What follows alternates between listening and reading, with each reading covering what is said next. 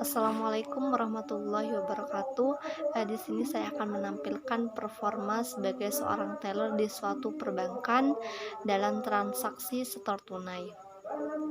Assalamualaikum, selamat pagi Ibu. Dengan saya Salma, ada yang bisa saya bantu? Boleh saya terima slip setoran dan buku tabungannya Ibu? Baik. eh, Setoran atas nama Dewi Puspitasari sebesar 10 juta. Benar ya Ibu ya? Boleh saya terima uangnya Ibu? Baik, uangnya saya terima ya Ibu ya, dan akan saya hitung di mesin. Silahkan diperhatikan bersama ya Bu ya. 100 lembar nominal 10 juta. Benar ya Ibu ya? Baik, tunggu sebentar ya Ibu Dewi, karena transaksinya saya akan proses terlebih dahulu. Baik, Ibu Dewi, transaksinya sudah saya bukukan. Silahkan diperiksa apakah sudah sesuai. Baik Ibu, ada lagi yang bisa saya bantu Ibu Dewi? Tidak ada. Baik Ibu, Assalamualaikum, selamat pagi, selamat beraktivitas kembali Ibu Dewi. Nah, itulah performa sebagai seorang teller dalam transaksi setor tunai. Dan yang selanjutnya yaitu, apa sih hal yang menarik yang diinginkan oleh khalayak umum ketika mendengar kata bank, yakni pelayanan. Dalam suatu perbankan, hal yang utama adalah pelayanan. Jadi seorang nasabah itu menginginkan pelayanan yang baik agar si nasabah itu merasa nyaman, merasa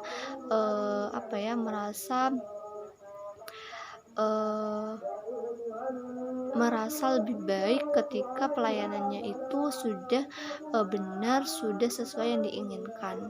Dan yang selanjutnya yaitu,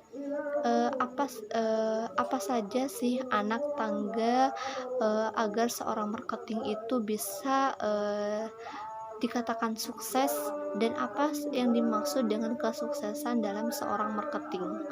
Nah, di sini anak tangga dari seorang marketing agar bisa dikatakan sukses ada 4. Yang pertama, keterampilan dasar. Yang kedua, jaringan atau relasi. Yang ketiga, penguasaan produk. Yang keempat, yakni fokus. Nah, yang pertama yaitu keterampilan dasar, di mana dalam keterampilan dasar ini banyak ruang lingkupnya. Namun saya ambil salah satu saja.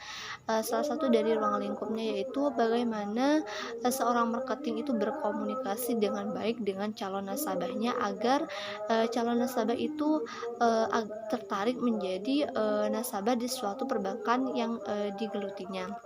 Nah, yang kedua yaitu relasi atau jaringan, di mana jika seorang marketing itu mempunyai jaringan atau teman yang banyak, maka itu akan mempermudah dalam seorang marketing itu dalam memasarkan produknya. Dan yang ketiga yakni penguasaan produk, di mana seorang marketing itu harus mampu menghafal semua produk yang ada di perbankan itu.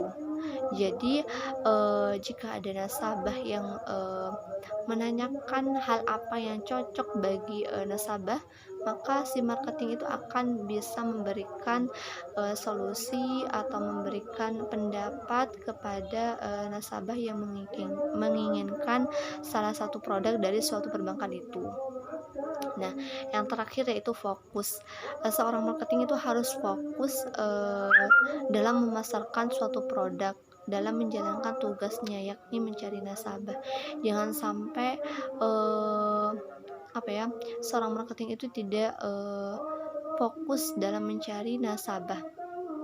Nah, apa sih yang dimaksud dengan kesuksesan dalam seorang marketing? Nah, itu jika dari keempat anak tangga tadi itu sudah dilaksanakan, sudah diterapkan dengan baik dan benar, maka seorang marketing itu akan dikatakan sebagai seorang marketing yang sukses. Nah, yang selanjutnya yaitu kelemahan dan kelebihan dari 3 profesi dari suatu perbankan, yakni teller, customer service, dan juga satpam. Kelemahan dari teller yang pertama yaitu teller itu tidak teliti, tidak cepat, dan juga jarang pulang. Nah, yang tidak teliti itu maksudnya dalam melakukan transaksi dengan nasabah, terus teller itu melakukan kesalahan, entah itu salah menginputkan data ataupun nominal.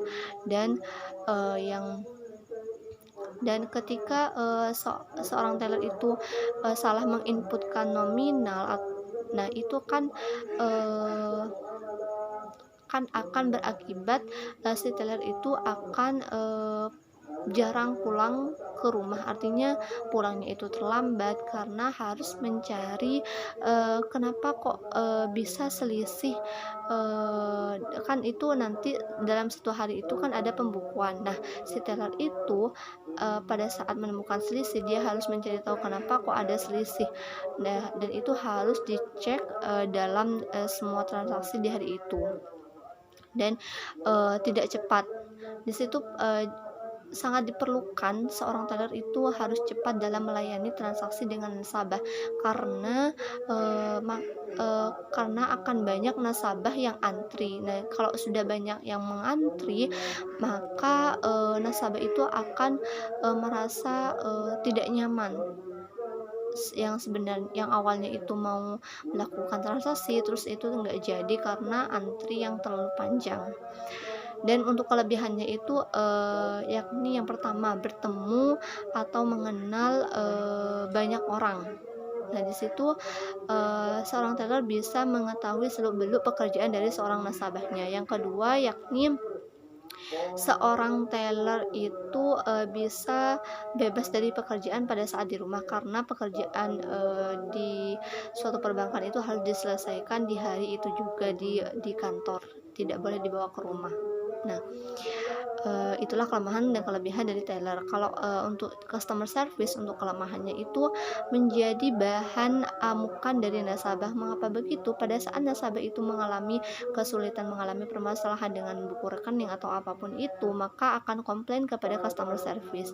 Dan kelebihan dari customer service itu harus dalam pelayanannya itu harus sopan, harus senyum, harus bisa menahan emosi. Jadi tidak boleh tidak boleh marah-marah, tidak boleh cemberut. Nah, itulah kelemahan dan kelebihan dari customer service.